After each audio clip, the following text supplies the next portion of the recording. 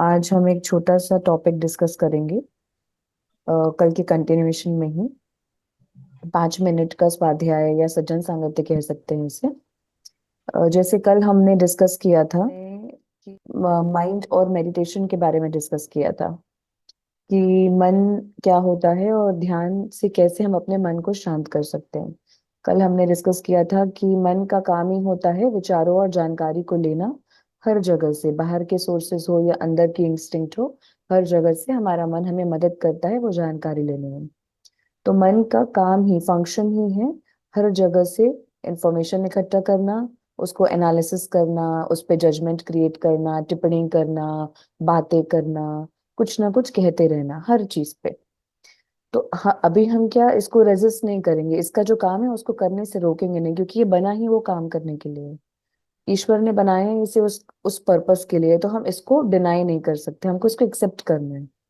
तो अब हम इसको शांत कैसे करेंगे? मन की इतनी सारी बातों को शांत करने के लिए हम मन को उस काम पे लगाएंगे जहां पे वो टिप्पणी नहीं क्रिएट कर सकता, बातें नहीं क्रिएट कर सकता। उसके लिए ईश्वर ने हमें साथ में क्या दिया? श्वासें दी। श्वास क्या है? ये एक लाइफ फोर्स है, यही हमारे शरीर को इस पूरी जिंदगी से कनेक्ट करता है, ये हमारा प्राण वायु है। तो जब हम अपने दिमाग को इन श्वासों के ऊपर लगाते हैं तो हमारा मन शांत हो जाता है। क्यों? क्योंकि श्वास एक इकलौती ऐसी चीज है जिसपे कोई भी प्रकार की टिप्पणी नहीं की जा सकती। आप बोलेंगे ऐसा नहीं, कुछ तो हो सकता है, आप ट्राई करके देख लें। वही ट्रायल से चालू हुआ था ये आनापानासती ध्यान। जब गौतम बुद्धा जी ने बहुत सारी रिसर्च किया, अपने भीतर झांका, बहुत बहुत साल तक तपस्या की, फिर उन्होंने एक दिन थक कर बैठा और बोला कि ठीक है, अब अपने अंदर झांकने के लिए अपनी श्वासों को देखें। क्या मेरा मन इस पे भी कुछ टिप्पणी कर सकता है? उन्होंने भी कोशिश की और उन्होंने पाया कि श्वास इकलौती ऐसी चीज है जिसपे वो कोई मन कोई विचार ही नहीं क्रिएट कर पा रहा है। तो यही टेक्निक, ये सबसे सिंपल मेडिटेशन टेक्निक है। और हर मेडिटेशन टेक्निक का एंड रिजल्ट यही है कि अपनी श्वासों को देखें।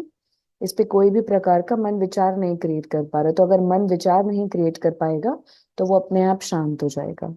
तो मन को शांत क्यों करना है? ताकि मुझे ऊर्जा आए। तो आज जो टॉपिक कंटिन्यू होगा वो होगा ऊर्जा के ऊपर। आज हम इसको थोड़ा सा साइंटिफिक टर्म्स में लिंक करेंगे। अगर अब हम सब लोग ने बचपन में साइंस में थोड़ा बहुत तो ये पढ़ा था, जाना था कि अणु परमाणु क्या होते हैं, जो हमारे शरीर का सबसे छोटा भाग होता है जिसको हम इंग्लिश में एटम कहते हैं। हम उससे थोड़ा सा इस एनर्जी को लिंक करेंगे। जब हम बात करते हैं कि हमारा शरीर ऊर्जा से बना हुआ है, तो क्या इसे मानना बहुत इजी होता है हमारे लॉजिकल माइंड के लिए? हमारा लॉजिकल माइंड क्या कहता है हमेशा? कैसे ये ऊर्जा से बना है? हमको तो ये ऊर्जा दिखती ही नहीं है, हम कैसे मान लें कि ये ऊर्जा से बना हुआ है? क्योंकि हमको क्या दिख रहा है? अभी इसमें स्किन दिख रही है, स्किन के अंदर कभी देखे तो नर्व्स दिखती हैं, नर्व्स के अंदर जाए तो मांसपेशियां होती हैं, मांसपेशियों के और अंदर जाए तो ऐसे करके साइंस में हम सारी चीजें पढ़ते हैं। बोन्स होती हैं उसके अंदर और बहुत सारी छोटी छोटी छोटी छोटी चीजें होती हैं, बहुत सारे ऑर्गन से ये शरीर बना होता है। तो हम ये कैसे मान लें कि ये एनर्जी बॉडी है, हम ये एनर्जी से कैसे बनी है? तो साइंटिस्ट ने ही रिसर्च कर करके उसके और अंदर गए कि और इसके अंदर क्या है। बेसिकली साइंस तक तो यहाँ तक तो पहुंच गए थे कि सेल्स से बना होता है। सेल के अंदर क्या होता है? एटम्स पाए जाते हैं, एटम्स को हिंदी में परमाणु या अणु कहा जाता है। तो अभी तक वो पाया गया था कि अणु सबसे छोटे ऐसे चीजें होती हैं जिससे ये शरीर बना होता है। साइंटिस्ट ने उसके बाद भी रिसर्च की कि ये अणु के अंदर क्या है, ऐसा क्या चीज है जिससे ये पूरे शरीर का निर्माण होते जा रहा है। अलग अलग ऑर्गन्स बन रहे हैं, बोन स्ट्रक्चर, मसल्स, ये सारे ऑर्गन सिस्टम बन के एक शरीर का क्रिएशन हो जा रहा है। ऐसा कैसे हो रहा है? तो वो जब अणु के अंदर गए, वो अणु के अंदर भी साइंटिफिक टर्म में उन्होंने दो नाम दिए। उन्होंने एक और भी छोटी छोटी कण पाए, वो कणों का नाम उन्होंने रख दिया क्वार्क्स। और उसको बांधे हुए एक ऊर्जा घूम रही थी जिसका नाम था ग्लूऑन्स। और तीसरे थे इलेक्ट्रॉन्स। अणु के अंदर भी बहुत छोटी छोटी चीजें पाई गई जिनका नाम था इलेक्ट्रॉन्स, प्रोटॉन, न्यूट्रॉन। प्रोटॉन और न्यूट्रॉन के अंदर पाए गए क्वार्क्स और ग्लूऑन्स, जो सबसे छोटे एलिमेंट्स पाए गए। साइंटिस्ट ने उसको भी तोड़ने की कोशिश की कि इसके अंदर क्या है। उन्होंने तोड़ नहीं पाया। अगर हमने कभी जनरली साइंस में सुना होगा कि इलेक्ट्रॉन्स नेगेटिवली चार्ज्ड होते हैं, चार्ज्ड पार्टिकल्स होते हैं, प्रोटॉन्स पॉजिटिवली चार्ज्ड पार्टिकल्स होते हैं। तो उन्होंने सोचना चालू किया कि ये चार्ज क्या है। चार्ज यानी जो उस पे इलेक्ट्रिसिटी घूम रही है, यानी एक ऐसा मोशन हो रहा है जो रुक नहीं रहा है, जो हमेशा से ही उन अणु और परमाणुओं के अंदर था। वो बस घूमते जा रहे हैं और निर्माण होते जा रहे हैं, घूमते जा रहे हैं और निर्माण होते जा रहे हैं। इलेक्ट्रॉन, प्रोटॉन, न्यूट्रॉन मिलकर एक एटम बन रहे हैं। ये तीन चीज जब एक साथ मिल जा रही है घूमते घूमते, तो एक एटम बन रही है। ये एटम्स आपस में मिलकर एक मॉलिक्यूल का फॉर्म ले रहे हैं, मॉलिक्यूल सेल्स बन रहे हैं, वो एक ऑर्गन बन जा रहा है। ये आपस में घूम रहा है, तो ये क्या घूम रहा है उस पर रिसर्च की गई। वो चार्ज क्या है, तो पाया गया ये वही चार्ज है जिसको हम ऊर्जा कह रहे हैं, जो हम खाने से ले रहे हैं, नींद करने से ले रहे हैं। खाना क्यों खाते हैं हम हर दिन? ताकि हमको एनर्जी फील हो। आप 10 दिन खाना, आप 2 दिन खाना खाना छोड़ दीजिए, आप कमजोर फील करेंगे। जो लोग 9 9 दिन नवरात्रि का फास्ट रखते हैं, वो लोग 12वें दिन पे ढीले हो जाते हैं। जो लोग 1 महीना भी भूखे रह लेंगे, उनको उसके बाद लगेगा कि नहीं, शरीर में बहुत कमजोरी आ गई, ऊर्जा नहीं मिल रही। अगर ऊर्जा का दूसरा स्रोत है तो बिल्कुल आप चल सकते हैं। जैसे कई लोग ध्यान से, कई लोग भक्ति से वो ऊर्जा लेते हैं जो खाने से नहीं ले रहे। बट जो लोग खाने से और भक्ति और ध्यान से भी ऊर्जा नहीं ले रहे, उनका शरीर चलना कम कर देता है, क्योंकि उसमें ऊर्जा नहीं डल रही। तो अल्टीमेटली ये जो अणु के अंदर भी घूम रहा था साइंटिफिक टर्म्स में, वो वही जो चार्ज हम जिसे कह रहे हैं, नेगेटिव चार्ज या पॉजिटिव चार्ज, जो मिलकर एक पूरा बॉडी को क्रिएट कर पा रहे हैं, वो चार्ज ही ये ऊर्जा है जिसके बारे में हम बात कर रहे हैं। ये सेम ऊर्जा है जिसको कॉस्मिक एनर्जी कहा जाता है, जो हम ध्यान के माध्यम से ले रहे हैं। जो अभी हम, जैसे अभी हम आनापानासति ध्यान कर रहे हैं, हम कहते हैं सहस्त्रार चक्र से हमारी बहुत सारी ऊर्जा आती है। ये ऊर्जा कहाँ से आ रही है? कि हर जगह प्रेजेंट है, ये पूरे यूनिवर्स में प्रेजेंट है। तो वो जो सेल में ऊर्जा जनरेट हो रही थी, वो हर जगह प्रेजेंट है। अच्छा, अब ये जैसे हम शिव जी के लिए कहते हैं ना कि ये आदि है, अनंत है, इनका कोई शुरुआत नहीं, अंत नहीं। ये इसी चीज को रिप्रेजेंट करता है। ये जो चार्ज में ऊर्जा प्रेजेंट थी, इसको कभी कोई क्रिएट नहीं कर सकता। ये इस यूनिवर्स में एग्जिस्टिंग है, ये बस है। बस ये अलग अलग रूप ले रहा है। पहले ये सेल, एटम का रूप लिया, फिर सेल कर लिया, फिर अलग अलग चीजों का रूप लिया। तो जो पत्थर में भी हल्की सी जान है, उसमें भी सेम ऊर्जा है। जो जानवर बन जा रही है धीरे से, पहले वो पत्थर रहती है, फिर धीरे से पेड़ पौधों का रूप ले रही है, जानवरों का रूप ले रही है। सब में सेम ऊर्जा है, बस ऊर्जा की मात्रा बढ़ती जा रही है। हम इंसानों में भी वही ऊर्जा है, बस ऊर्जा की मात्रा बहुत ज्यादा बढ़ गई। जितनी ज्यादा ऊर्जा डालेंगे उतना ज्यादा जीवंत महसूस करेंगे। तो साइंटिफिक टर्म में भी जो हम चार्ज की बात कर रहे हैं, उसके अंदर सेम वही ऊर्जा पाई पाई जा रही है, जो अभी हम ध्यान से ले रहे हैं, जो हम खाने से लेते हैं, जो हम सोने से लेते हैं, जो हम एक्सरसाइज करने से ले रहे हैं, जो हम नेचर में कनेक्ट होने से ले रहे हैं। जितने सोर्सेस से हम ले सकते हैं, वो सेम ऊर्जा की बात हो रही है। हर जगह वही ऊर्जा है। तो अब ये ऊर्जा क्या लेने हम कहीं और जाते हैं। अच्छा, जो कल हमने श्वासों की बात की थी, श्वास क्या है? ये प्राण वायु है। तो अभी हम इसको सांस से कनेक्ट करके देखते हैं। इंसान या जानवर में या पेड़ पौधों में भी वो ऊर्जा आ कैसे रही है? वो एक रूप तो ले लिया, एक पेड़ का रूप ले लिया, एक जानवर का रूप ले लिया, एक इंसान का रूप ले लिया। उसके अंदर वो ऊर्जा आ कहाँ से रही है? ईश्वर ने एक और क्रिएशन किया, सांस का। जानवर सांस लेते हैं, इंसान सांस ले रहे हैं, पेड़ पौधे भी सांस लेते हैं। अगर उसके अंदर पत्तियों में देखे तो वो सांस ले रहे होते हैं। मिनरल्स में जिसमें इतनी सी मात्रा में ऊर्जा होती है, उनके अंदर भी वो पोर्स होते हैं जिससे वो ऊर्जा लेते हैं अपने अंदर।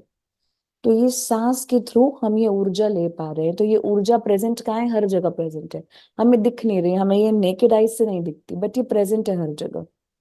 इसे लेने के लिए हम क्या कर रहे हैं? हमको सांस दी गई है। कनेक्टिंग फोर्स क्या है शरीर और ऊर्जा के बीच में? ये सांस। सांस ले रहे हैं तो ये ऊर्जा मिल रही है। जिस दिन ये सांस लेना छोड़ देंगे, ऊर्जा मिलना बंद हो जाएगी। तो अभी हम सोचेंगे, एक तो ऊर्जा तो हर जगह प्रेजेंट है, तो हम कहीं पर भी जाए ये ऊर्जा हमें कंटिन्यूएशन में मिल रही है। फिर क्यों हमें शरीर में थकान होती है? फिर क्यों हमें एकदम सुस्ती लगती है, बीमारियां आती है? क्योंकि ये ऊर्जा जो हम रूटीन वर्क के लिए ले रहे हैं, वो सिर्फ रूटीन के लिए है। जैसे हम 24 घंटे की सांस ले रहे हैं, वो सिर्फ रूटीन काम करने के लिए है। पर अगर हम एक दिन एक जगह बैठ जाए, 1 घंटा से फिर सांसों पे फोकस करें, सिर्फ ये ऊर्जा का आदान प्रदान करें, तो ये ऊर्जा की मात्रा बढ़ जाती है, तो हमें ज्यादा काम करने की शक्ति मिलती है। जब हम बहुत ज्यादा ओवर यूज कर लेते हैं अपनी बॉडी का, सपोज ये बॉडी बनी ही सिर्फ 8 घंटे काम करने के लिए, 10 घंटे काम करने के लिए, सपोज, पर हम उसको अभी यूज कर रहे हैं 15 घंटा 16 घंटा। ये बॉडी का निर्माण हुआ था कि आप इसमें रॉ फूड डालेंगे, कच्चा खाना डालेंगे, पेड़ पौधे अच्छा खाना डालेंगे। हम क्या करने लग गए, हम बाहर का गंदे तेल का खाना खाने लग गए, हम बहुत ज्यादा पका हुआ खाने लग गए, हम नॉनवेज खाने लग गए जिसके लिए ये शरीर बना ही नहीं था। हम ऐसी सारी चीजें करने लग गए जो ये शरीर के लिए अलाउड नहीं थी। ये शरीर बना था कि आप वॉकिंग करेंगे तो आपको डेली ऊर्जा मिलेगी, हम व्यायाम करना छोड़ दिए। हम बहुत सारे अपने रूटीन में बदलाव ले आए। हम पहले हर काम, पहले के जो सब लोग होते थे अपने हाथ शरीर चलता था तो वो ऊर्जा आती थी। अब हम सारी चीजें बैठे बैठे कर रहे हैं तो वो सारी ऊर्जा के मेरे स्रोत खत्म होते जा रहे हैं। तो अब सिर्फ मेरी ऊर्जा का स्रोत क्या बच गया है कि मुझे सिर्फ सांस लेनी है और मैं दिन भर बैठ के काम कर रही हूँ। क्या ये सफिशिएंट होगा? नहीं। तो अब क्या हो रहा है, अभी सफिशिएंट एनर्जी नहीं मिल रही मुझे। सफिशिएंट एनर्जी नहीं मिल रही है तो क्या हो रहा है, ब्लॉकेज क्रिएट हो रहे हैं। एनर्जी की कमी से ब्लॉकेज क्रिएट हो रहे हैं। अब मुझे एनर्जी का लेवल बढ़ाना है ताकि मेरे शरीर के ब्लॉकेज क्लियर हो। ब्लॉकेज जितने ज्यादा बढ़ेंगे बीमारी उतनी बढ़ेगी, थकान उतनी बढ़ेगी, एनर्जी की कमी फील होगी, सुस्ती लगेगी, चिड़चिड़ापन होगा, गुस्सा आएगा, मन अशांत होगा, क्लैरिटी नहीं आएगी, डिसीजन मेकिंग नहीं ले पाएंगे। ये सारी प्रॉब्लम्स तब होती हैं जब ये बॉडी में एनर्जी कम होती है। ऐसा क्यों? क्योंकि ये बॉडी बनी ही एनर्जी से है। अल्टीमेट सबसे कोर एलिमेंट क्या पाए हमने कि वो ऊर्जा से बने। अगर वो ऊर्जा के तत्व को मैं कम करती जाऊंगी तो ये शरीर चलेगा कैसे, मन कैसे चलेगा? ये तो सबको चलाने के लिए मुझे ऊर्जा चाहिए। और ऊर्जा कैसे मिलेगी? अच्छा खाने से, अच्छा सोने से। अब सोने का भी रूटीन हमारा बिगड़ चुका है। पहले हम समय से सोते थे, समय से उठते थे। अब हमारा सोने का कोई वक्त ही नहीं, रात भर जाग रहे हैं, दिन भर सो रहे हैं। बॉडी इसके लिए नहीं बनी, रूटीन ये नहीं कहता है, सृष्टि ऐसे नहीं काम करती। तो सृष्टि के अनुसार चलेंगे तो एनर्जी ज्यादा आएगी, सही खाने से, pure vegetarian raw food diet करने से, सही समय पे सोने, सही समय पे उठने से ज्यादा ध्यान करने से। कई लोग जिनको भक्ति करने में मजा आता है वो लोगों को भक्ति से भी ऊर्जा प्राप्त होती है। और सही सारी चीजें, सही अमाउंट ऑफ बात करने से, अपने सेंसेस का सही यूज करने से, ये सारे सोर्सेस से हमको ऊर्जा आती है। और ऊर्जा क्यों चाहिए? क्योंकि ये शरीर को चलाना है। शरीर बना ही ऊर्जा से है। तो अल्टीमेटली हर चीज का स्रोत है ऊर्जा। और सबसे इंपॉर्टेंट एलिमेंट क्या है? श्वास। तो यदि हम अपने श्वास पे फोकस करें तो सबसे क्विक तरीका है, सबसे जल्दी हम ये ऊर्जा को इकट्ठा कर सकते हैं। हमको दिन भर एक्सरसाइज करने का टाइम नहीं मिल रहा, पर फिर भी आपको 2 घंटा दिन में ध्यान करने का अगर आप समय निकाल ले रहे हैं कि एक जगह बैठे हैं, अपने बाहर के सारे सेंसेस को बंद कर लिए, सिर्फ अपनी श्वासों के साथ एक हो गए। क्यों? क्योंकि श्वास सबसे स्ट्रॉन्ग सोर्स है वो ऊर्जा को लेने का। क्यों? क्योंकि श्वास ही प्राणवायु, वही कनेक्ट कर रही है हर जगह से। तो अभी सबसे अल्टीमेट और कोर पॉइंट क्या है कि अपनी श्वासों पे ध्यान देंगे। दिन भर काम कर रहे हैं तो उस दिन भर काम करते समय भी हम मोमेंट पे रह सकते हैं, हम एनर्जी ले सकते हैं। कैसे? हम जो काम कर रहे हैं हम पूरा फोकस उसी काम पे रखेंगे। सपोज हम खाना बना रहे हैं तो मेरा पूरा ध्यान खाना बनाने पे होना चाहिए, दूसरी बातें दिमाग में नहीं चलनी चाहिए। यानी सब्जी कट रही है तो मैं देखूंगी कि सब्जी कैसे काट रही हूँ। खाना पक रहा है तो खाना कैसे पक रहा है। अगर मैं ऑफिस का काम कर रही हूँ तो कीबोर्ड कैसे चल रहा है, काम में क्या हो रहा है, पूरा ध्यान वही होना चाहिए, दिमाग में दूसरी बातें नहीं होनी चाहिए। वो कैसे होगा? जब मेरा ध्यान एकाग्र होगा, जो काम कर रही हूँ उसी पे होगा। तो जब आप दिन भर काम करें तो वो ध्यान पूरा काम पे होना चाहिए। इससे हम प्रेजेंट मोमेंट में रहने की प्रैक्टिस करते हैं, सिर्फ उसी क्षण में, और उससे हमको ऊर्जा आती है। जब हमारा मन सिर्फ उसी क्षण में रहता है, ऊर्जा लेता है। जब हमारा मन भटक जाता है, वो ऊर्जा खर्च होती है। तो अभी हमें इकट्ठा करनी है। तो जो काम कर रहे हैं पूरा ध्यान वहीं पे। अगर कोई काम नहीं कर रहे, खाली बैठे हैं, तो टीवी फोन ये सब तो छोड़, अच्छा अगर आप टीवी या फोन भी चला रहे हैं कुछ देर के लिए, दिन में आधा घंटा 1 घंटा टीवी या फोन चला रहे हैं, तो पूरा ध्यान उसी पे होना चाहिए कि मैं टीवी देख रही हूँ, मैं फोन चला रही हूँ, बाकी ध्यान कहीं और नहीं भटकना चाहिए। और जब आप कुछ नहीं कर रहे हैं, सिर्फ बैठे हुए हैं, तो आंखें बंद करें, अपनी श्वासों को देखें। श्वास अंदर आ रही है, श्वास बाहर जा रही है। ये होना चाहिए। इससे हम ज्यादा से ज्यादा ऊर्जा इकट्ठा कर सकते हैं। और जैसे जैसे मेरे शरीर में ऊर्जा बढ़ेगी, सबसे पहले मेरा मन शांत होगा, मेरी बॉडी में हीलिंग होगी, जितनी भी बीमारियां क्रिएट हुई हुई है पहले से, वो धीरे धीरे ठीक होना चालू होंगे। मेरे कर्म कटना चालू होंगे। इसके पीछे भी पूरा साइंस है, लॉजिक्स है, जो हम आने वाले दिनों पे टॉपिक में कवर करेंगे। बट अभी बेसिकली जितनी ज्यादा ऊर्जा होगी उतना ज्यादा स्वस्थ हम महसूस करेंगे, मेंटली, फिजिकली, इमोशनली। आजकल इमोशनल प्रॉब्लम्स बहुत ज्यादा है क्योंकि लोग एक्सप्रेस नहीं कर पा रहे, वो सबका सोल्यूशन भी ध्यान है। जितना ज्यादा ऊर्जा, उतना ज्यादा मन शांत, उतना ज्यादा इमोशनली हम सॉर्टेड फील करेंगे। तो ये था आज का टॉपिक। इसमें अगर किसी को कुछ भी डाउट हो, साइंटिफिक या नॉर्मल टर्म्स में जितनी भी हमने बात की, तो आप उसको अनम्यूट करके पूछ सकते हैं। अच्छा, यहाँ पे ना हैंड रेस करने का भी ऑप्शन होता है नीचे से। अगर आप फोन में देखेंगे ना तो नीचे एक हैंड रेस करने का मोर के अंदर ऑप्शन आता है। तो किसी को कुछ पूछना हो तो चैट बॉक्स में या हैंड रेस करके भी पूछ सकते हैं, रिएक्शंस वाले ऑप्शन में होता है। बाकी आप अनम्यूट कर सकते हैं, मैं रिक्वेस्ट डाल देती हूँ। किसी को कुछ भी पूछना हो, डाउट हो तो बात कर सकते हैं। ओके, तो हम सेशन एंड करेंगे कल। मॉर्निंग 11:11 पे एक सेशन रहेगा, शाम को 4 बजे दूसरा सेशन, और रात को 10 बजे तीसरा सेशन।